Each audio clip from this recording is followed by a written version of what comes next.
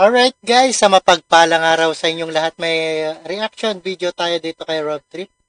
Alright, senatorial aspirants na inendorso ng administrasyon, nangunguna sa SWS. Alright, ito muna tayo guys.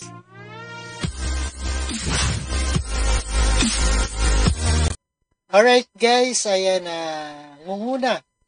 nangunguna sa senatorial na sinuportahan ng Pangulong Ferdinand Marcos sa resulta ng sinagawang survey ng Social Weather Station ngayon, December 2024. Alright, panoorin po natin guys.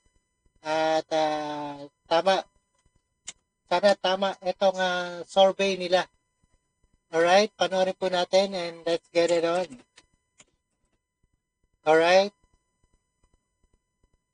Nangunguna ang mga kandidatong sinusuportahan ni Pangulong Ferdinand Marcos Jr. sa pinakabagong SWS Senatorial Preference Survey na isinagawa ngayong December 2024. Si House Deputy Majority Leader Erwin Tulfo ang nanguna sa listahan na may 45% na boto, kasunod. Wow, si Erwin Tulfo, si Bongbong Marcos, Bongbong Revilla.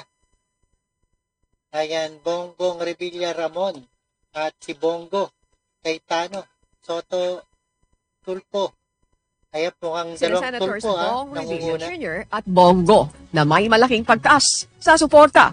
Pumasok din sa top 12 ang broadcaster na si Ben Tulfo, habang si former Senator Tito Soto ay bumaba naman mula ikalawa patungong ikalimang pwesto.